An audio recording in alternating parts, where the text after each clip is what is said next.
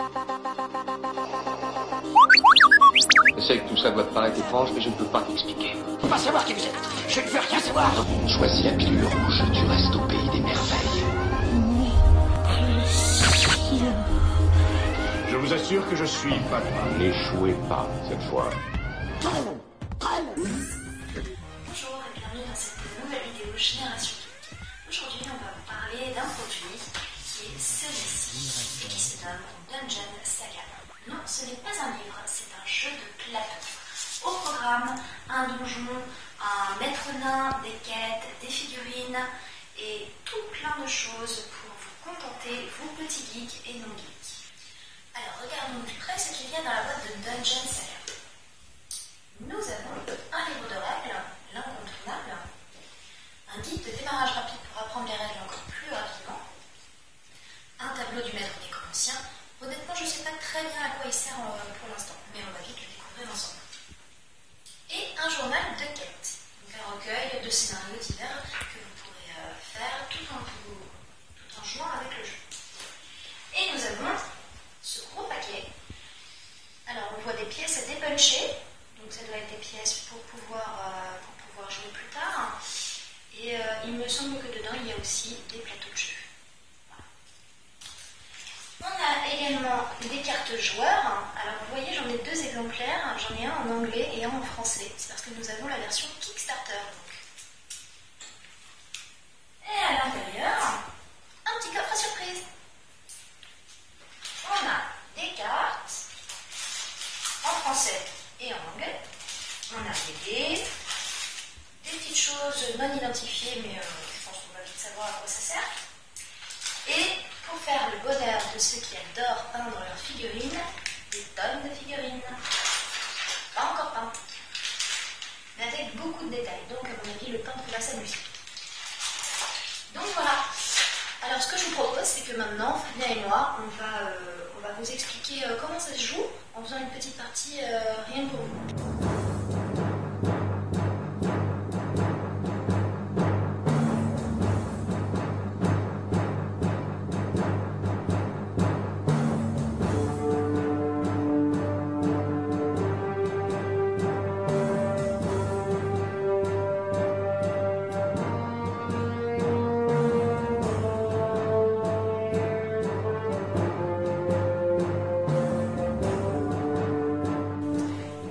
Renseigné du guide de démarrage rapide qui est plutôt bien conçu, c'est-à-dire qu'on peut démarrer en une dizaine de minutes une partie de Dungeon Saga.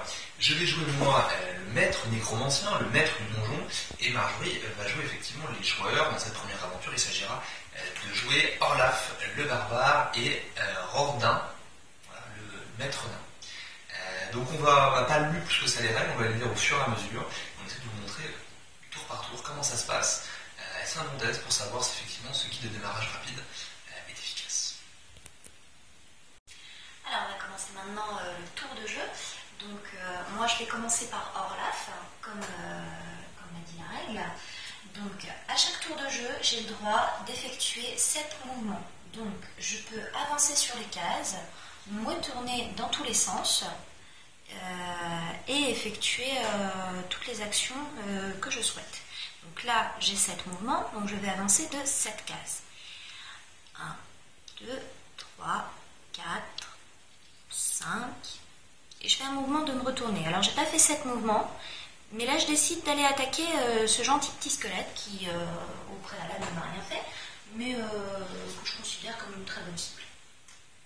Donc, comme j'ai décidé d'aller combattre mon ami squelette, c'est très simple. Ma carte joueur dit que pour un tour de combat, j'ai le droit à 5 dés. Donc, j'ai 5 dés. Et je vais me battre donc avec le squelette. Le squelette, quant à lui, a le droit à 2 dés de défense.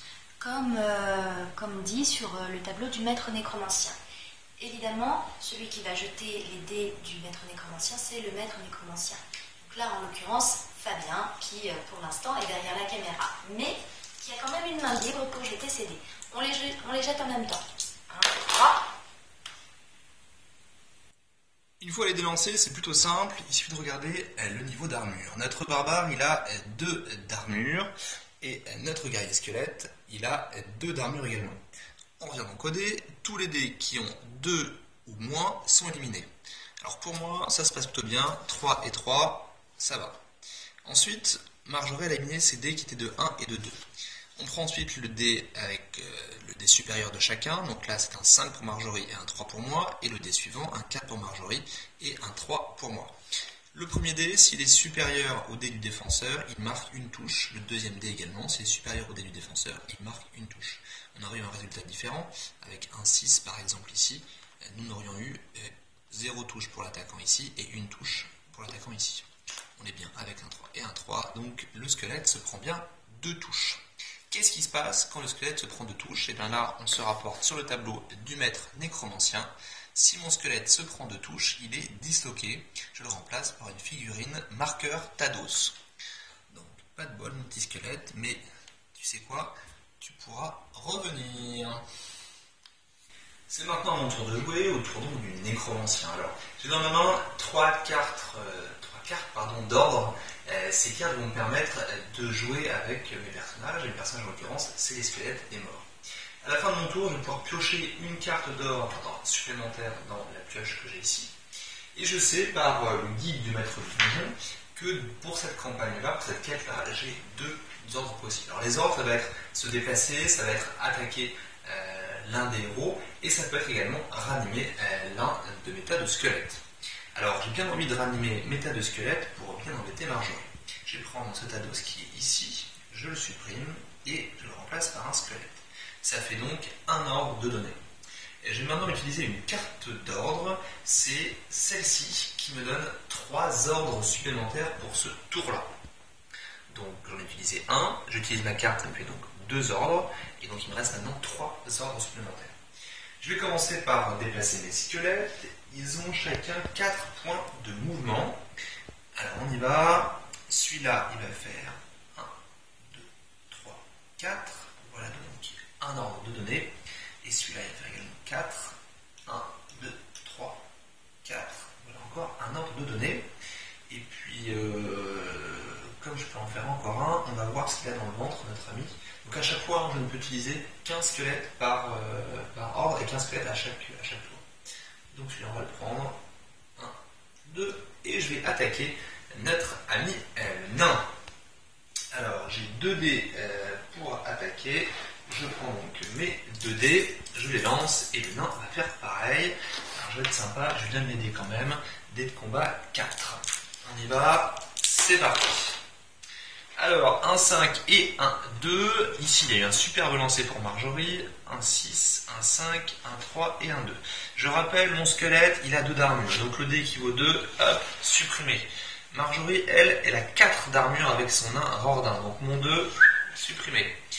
Le 5 face au 6, c'est défendu. Et puis après, j'ai pas de dé à défendre. Donc le nain en armure, c'est complètement défendu. Un coup pour rien, mais c'est pas grave, les nains, on les a à l'usure.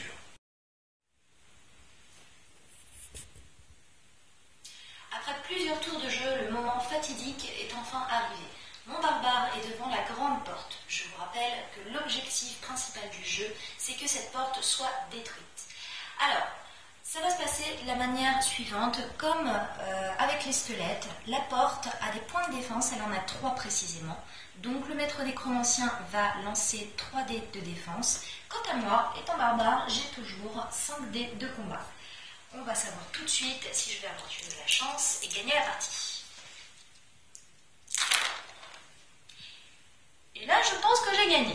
Alors, comme les fois précédentes, on met les dés en ligne. Et comme vous le voyez que ma porte a 3 points de défense, tous les dés égaux ou inférieurs à 3 sont éliminés de la partie, donc adieu le 1, adieu le 2. Donc, la porte a des points à 4, 4. Donc, moi j'ai fait 6, 6, donc je lui ai déjà mis 2 touches, et j'en rajoute 2 de plus, ça fait 4, donc on peut considérer que la porte n'est plus. J'ai gagné la partie. Maintenant, on va faire un petit débriefing avec Fabien pour vous expliquer ce qu'on a pensé de ce jeu. Alors, le bilan de ce petit test de jeu, première chose à dire, le packaging. Déjà, on est effectivement dans quelque chose d'original et plutôt très joli. Ce principe d'une boîte de jeu en forme de grimoire, c'est vraiment quelque chose de réussi. Deuxième point plutôt positif, voire très positif, les figurines, elles sont vraiment très belles, elles sont très détaillées. Il y a vraiment un soin qui a été apporté aux figurines, même le socle des figurines est détaillé. Donc là on est vraiment sur des éléments qui sont de belle qualité. Au niveau des éléments de décor, que ce soit les portes, que ce soit les coffres, que ce soit les bibliothèques, pareil, on est sur des figurines qui sont en plastique, on n'est pas sur du carton, donc là encore on a un pas détaillé. J'ai parcouru un peu le livre des quêtes, il y a des quêtes en quantité, la description des quêtes, le texte d'introduction, je ne l'ai pas lu à la caméra, mais c'est plutôt bien écrit, il y a une bonne ambiance, et ça c'est plutôt très agréable. Le point un petit peu négatif, c'est la taille. Le plateau de jeu, quand on monte les différentes tuiles ensemble, la taille des dés, on est vraiment sur des choses qui sont plutôt très petites. Bon, c'est sans doute une contrainte peut-être technique liée à la boîte de jeu, ou une volonté de pouvoir remporter ce jeu assez facilement, et je joue même sur un support petit. On a testé d'autres jeux avec des cartes beaucoup plus grandes. Effectivement, même une table de salle à manger, parfois un peu petite, il faut l'utiliser. Là, on n'a pas ce problème-là avec le jeu, par contre, à manipuler. C'est vrai que c'est des éléments qui sont relativement petits. Donc, pour ma part, plutôt satisfait par l'expérience. On a reçu le jeu cette semaine, il sort ce lundi 30 novembre dans tous les bons magasins. Donc, effectivement, il y a des conditions de test qui sont rapides. Je pense qu'il faut creuser un petit peu plus pour voir tous les tenants et les aboutissants. On a joué qu'aux règles de base qui sont simples et agréables à prendre en main. Est-ce que les autres règles sont aussi simples? Est-ce qu'il y a une complexité, une intelligence de jeu, de stratégie qui se met en place? Je suppose, en voyant l'épaisseur du livret de règles, il y a des règles plus avancées qui sont intéressantes, notamment des règles au niveau du tir et des sorts qui sont bien fichues, avec des distances de sorts et d'armes de gel qui sont plutôt bien pensées. Voilà, on va le tester un peu plus, on vous en dira sans doute peut-être plus dans quelques mois, pour qu'on prenne vraiment le jeu en main et qu'on prenne plaisir à y jouer. Pour une première impression, plutôt positive globalement.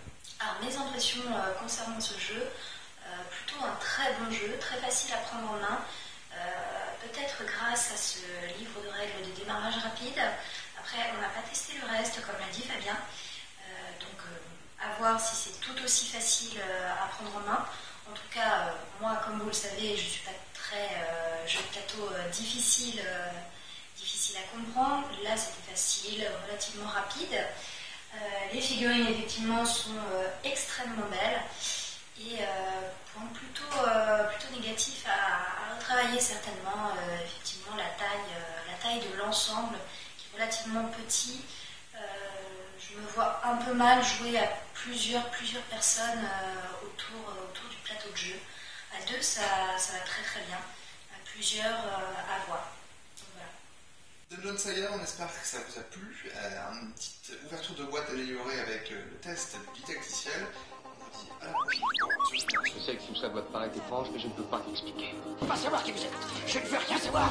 Choisis la pilule rouge, tu restes au pays des merveilles. Je vous assure que je suis Batman. N'échouez pas cette fois.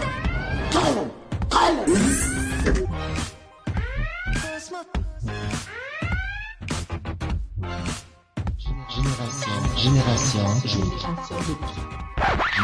Geek. Fuyez, pauvre fou.